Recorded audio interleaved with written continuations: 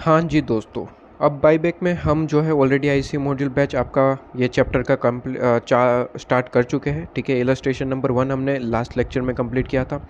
इस वीडियो में illustration number 2 start करने जा रहे हैं। उससे पहले जो स्टूडेंट नए हैं उनको बता दूं कि सर हमने जितने भी हम चैप्टर के आईसी मॉड्यूल बैच का वीडियो प्रोवाइड कर रहे हैं उसको हमने एक प्लेलिस्ट में ऐड कर रखा है। ठीक है, और प्लेलिस्ट की लिंक हर एक वीडियो की डिस्क्रिप्शन में, आप किसी भी वीडियो की डिस्क्रिप्शन में देखेंगे तो प्लेलिस्ट आपको मिल जाएगी। वहाँ पे आप किसी भी क्वेश्चन में आपको डाउट है तो उस वीडियो का आप जो है वीडियो को ओपन कर सकते हैं और अपना डाउट सोल्व कर सकते हैं। ठीक है, तो इस वीडियो में हम क्या करेंगे सर, इलस्ट्रेशन नंबर 2 को डिस्कस करेंगे। इलस्ट्रेशन नंबर 1 कंप्लीट कर चुके थे, इलस्ट्रेशन नंबर 2 हम यहाँ पे स्टार्ट करते हैं। ठीक है, कहते हैं कि सर कोई अनलिमिटेड करके यहाँ पे कंपनी है, नॉन लिस्टेड कंपनी है और इनकी बैलेंस शीट की इन्फॉर्मेशन आपको क्वेश्चन में गिवन है। ठीक है, बैलेंस शीट में share capital, reserve, surplus, trade payable, PP, ठीक है, non current investment, trade receivable, cash equivalent, ऐसी कुछ चीज़ें गिवन है। ठीक है, कहता है कि नोट्स में शेयर कैपिटल में 2 चीज़ें ध्यान रखिए। कहता है कि सर प्रेफरेंस शेयर कैपिटल है और इक्विटी शेयर कैपिटल है। ठीक है, प्रेफरेंस शेयर कैपिटल 75 करोड़ की है, ये इन करोड़ रुपीज़ है। ठीक है, इन करोड़।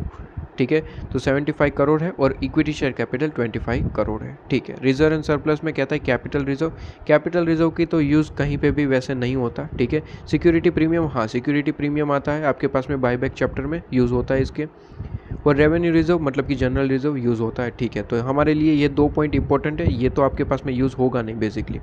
ठीक है, इसके बाद कहता है sir property plant equipment given है, नॉन करंट इन्वेस्टमेंट गिवन है। ठीक है, कहते हैं कि सर कंपनी जो है रिडीम कर रही है 1 अप्रैल 2001 को। सबसे पहले इन्होंने प्रेफरेंस शेयर को रिडीम किया है। ठीक है, कहते हैं प्रेफरेंस शेयर को रिडीम किया तो सबसे पहले प्रेफरेंस शेयर की रिडीम्शन की एंट्री डाल देंगे। ठीक है, क्या ही एंट्री होंगी, सीधी सी बात है, अगर रिडीम्शन होता है तो आपके पास में कैपिटल कम होती है, तो सीधी सी बात है preference share capital account debit कर देंगे और to preference share holder debit to bank. 2 entry बन जाएगी, काम खत्म हो जाएगा। ठीक है, 2 एंट्री बन जाएगी, काम खत्म हो जाएगा। अच्छा, इसमें कुछ बोला नहीं है कि रिडीम्शन जो है प्रीमियम से हो रहा है या फिर कुछ और भी है, क्या है, कुछ भी नहीं बोला। ठीक है, तो कहते हैं सीधी सी बात है कुछ भी नहीं बोला तो जो भी अमाउंट था वही पेमेंट किया होगा, 75 करोड़। तो प्रेफरेंस शेयर को रिडीम किया है कितने में सर, 75 करोड़ में कर दिया है, काम खत्म हो गया। 2 एंट्री लगा देंगे, काम खत्म। ठीक है, इसके बाद कहता है इट ऑल्सो बाईबैक करते हैं। ठीक है, 50 lakh equity share, 50 lakh equity share को बाईबैक कर रहे हैं। कहते हैं कि वैसे तो ये 10 रुपये के हैं लेकिन ईच एट 50 रुपीज़ पर शेयर के हिसाब से। ठीक है जी, तो प्रीमियम इसमें लगा दिया है। कहते हैं कि सर 50 लाख इक्विटी शेयर्स है आपके पास में। ठीक है, 50 लाख इक्विटी शेयर्स।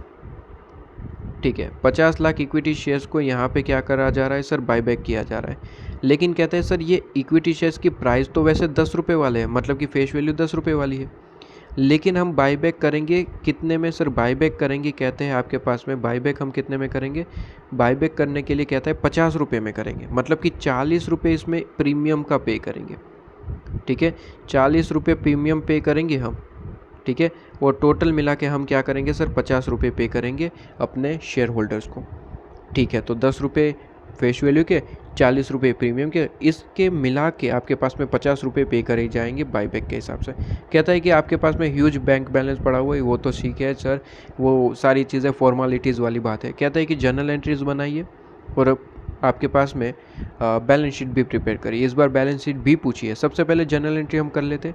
अच्छा, इसके सॉल्यूशन में आपको जो है आईसीए मॉड्यूल के सॉल्यूशन में थोड़ी बहुत गलतियाँ मतलब कि उन लोगों ने 2 एंट्री को मिक्स कर दिया है, ऐसा कुछ है। तो मैंने अपने हाथों से लिख के आपको सॉल्यूशन प्रोवाइड कर दिया है, वहीं से हम यहाँ पे नोट डाउन चेक करेंगे। ठीक है, तो आइए सबसे पहले तो देखिए मैंने वही एंट्री कही वही आपके पास में यहाँ पे लिख देंगे। सबसे पहले प्रेफरेंस शेयर को रिडीम कर रहे 1 अप्रैल को, तो सबसे पहले वही काम करेंगे। ठीक है, तो 1 अप्रैल को आपके पास में क्या हो रहा है सर, रिडीम्शन हो रहा है प्रेफरेंस शेयर का, तो सबसे पहले उसकी 2 एंट्री लगा दो। कहते हैं कि सर जी आपके पास में 12% preference share capital account debit, capital कम होगी, सीधी सी बात है, रिडीम्शन हो रहा है तो कैपिटल कम होती है और कम होती है तो उसे डेबिट करना चाहिए। ठीक है, तो preference share capital account debit to preference share holder और होल्डर डेबिट टू बैंक। आपके पास में कितना अमाउंट सर, प्रीमियम वगैरह कुछ बोला नहीं है, तो जितना अमाउंट का यहाँ पे शेयर्स है, ठीक है, उतना ही अमाउंट दे देंगे, 75 करोड़, तो 75 crore 75 crore. Clear. Okay sir. इसके बाद अब मेन चीज़ आती है सर बाईबैक।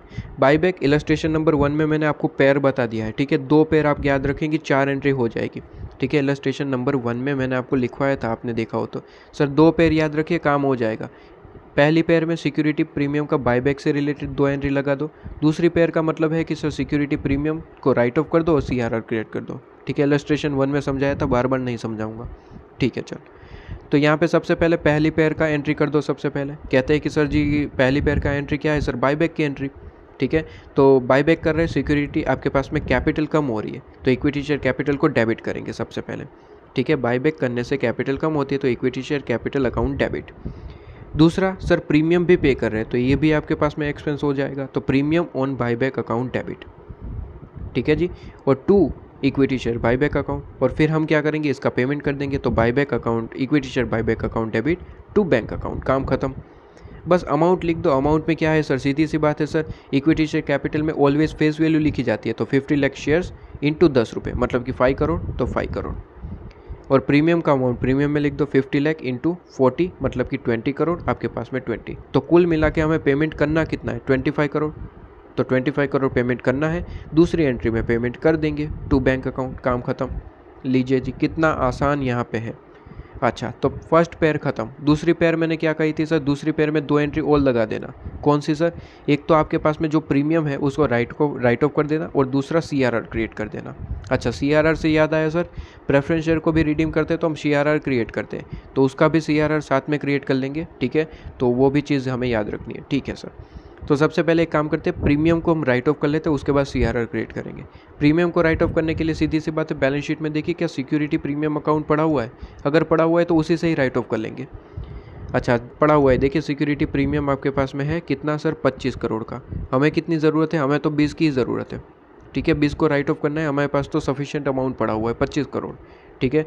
तो तुरंत एंट्री लगा देंगे, सिक्योरिटी प्रीमियम अकाउंट डेबिट और 2 प्रीमियम ऑन बाईबैक, और इस तरीके से राइट ऑफ हो जाएगा। तो यहाँ पे देखिए security premium account debit 2 premium on buyback, 20 crore का काम खत्म। क्लियर, 20 करोड़ का काम खत्म। यहाँ पे जो है हमने 25 करोड़ जो पड़ा हुआ है उसमें से हमने 20 करोड़ को यूज़ कर लिया है। अब बाईबैक, अब सिक्योरिटी प्रीमियम में कितना पड़ा होगा सर, 5 करोड़ का अमाउंट पड़ा होगा।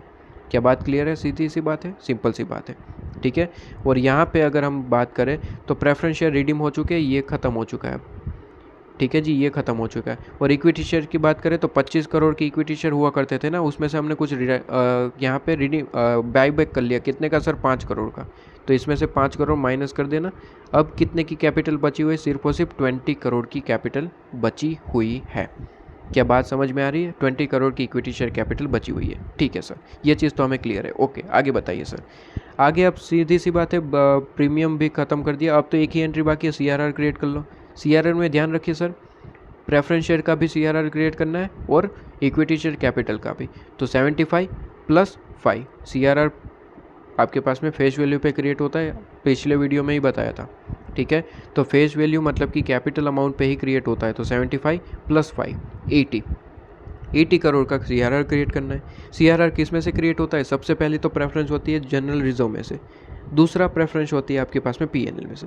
तो जनरल रिजर्व आपको गिवन है, answer is yes. Revenue reserve आपके पास में है, कहता है 260 है, हमें कितना चाहिए सर, सिर्फ और सिर्फ 80 चाहिए। सफिशिएंट अमाउंट पड़ा हुआ है, ले लेते हैं, काम खत्म करते हैं, ठीक है। तो 80 ले लो, general reserve account debit to CRR, ठीक है। लेकिन ध्यान रहे सर, जनरल रिजर्व वर्ड नहीं यूज़ करना, जो रेवेन्यू रिजर्व वर्ड यूज़ हुआ है तो रेवेन्यू रिजर्व ही लिखना, ठीक है। हालांकि दोनों एक ही चीज़ है, लेकिन रेवेन्यू रिजर्व दिया है तो रेवेन्यू रिजर्व वर्ड ही यूज़ करेंगे। और 2 CRR अकाउंट 80, ठीक है। 80 कैसे आया, तो सीधी सी बात है सर, प्रेफरेंस शेयर का 75 और इक्विटी शेयर कैपिटल का 5, ठीक है। तो टोटल आपके मिला के हो जाता है 80 करोड़, ठीक है। और 80 करोड़ आपके पास में हो जाएगा। क्या बात समझ में आ रही है, सिंपल सी बात है, ठीक है। तो रेवेन्यू रिजर्व में से भी हमने क्या कर दिया सर, यहाँ पे 80 हमने कम कर दिया है, 80 यूज़ कर लिया, ठीक है। तो 260 - 80 करिए, 260 - आपके पास में 80, तो ये हो जाएगा 52। अब रेवेन्यू रिजर्व में 52 करोड़ बचा हुआ है, और प्लस यहाँ पे एक CRR का नया अकाउंट क्रिएट हो जाएगा, ठीक है। CRR हमने नया क्रिएट किया ना, तो CRR आपके पास में एक क्रिएट हो जाएगा, कितने का सर, 80 का, ठीक है। तो CRR एक नया क्रिएट हो जाएगा 80 करोड़ का, क्लियर।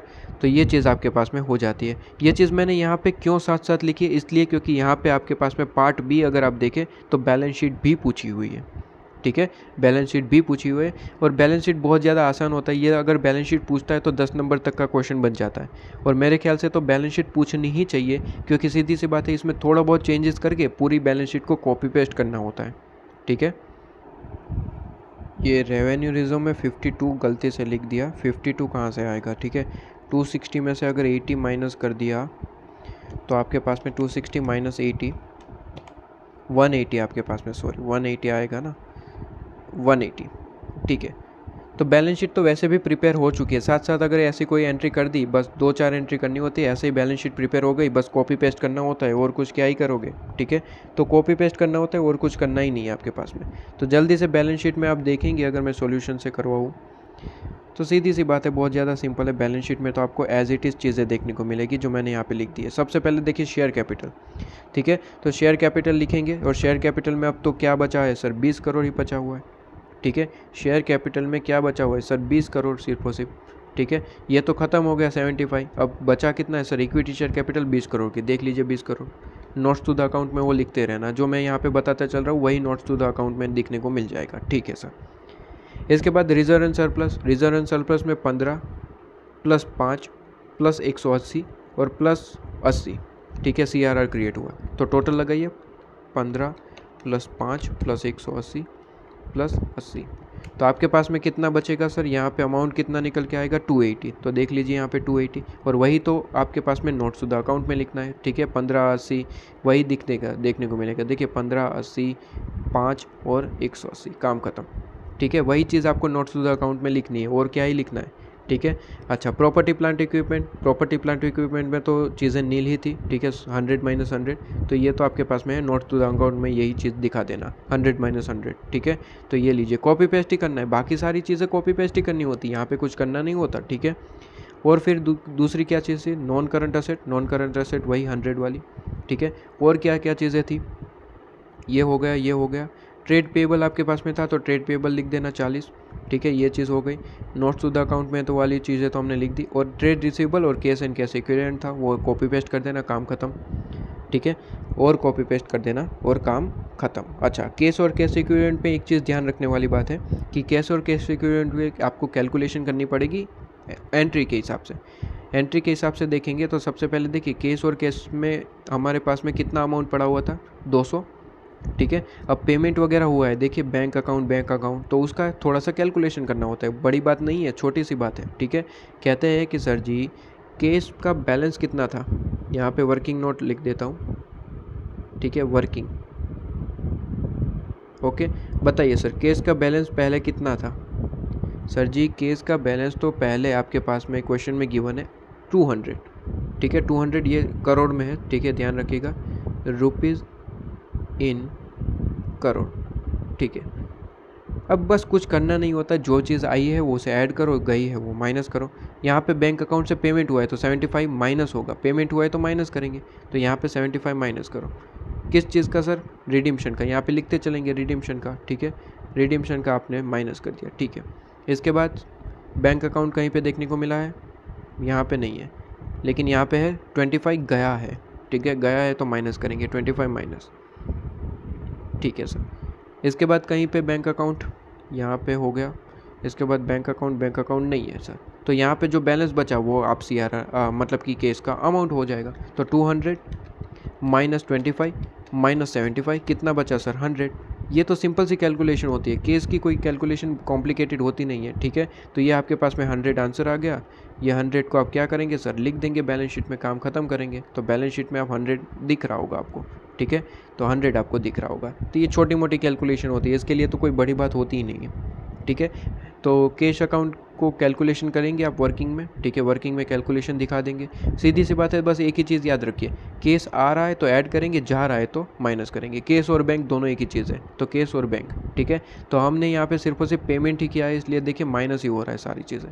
कई बार हो भी सकता है कि आपको मिल रहा है, जैसे कि इन्वेस्टमेंट वगैरह आपने जो है बेच दिया तो उससे पैसा मिलता है, तो वो ऐड कर देंगे यहाँ पे, ठीक है। सिंपल सी कैलकुलेशन है, ऐसे तो कैलकुलेशन आती रहेंगी, इलस्ट्रेशन ऐसे कई सारे हैं तो करते रहेंगे, ठीक है, सिंपल सी रीत है। ठीक है जी। चलिए, तो यहाँ पे ये क्वेश्चन भी ख़त्म हो जाता है आपके पास में।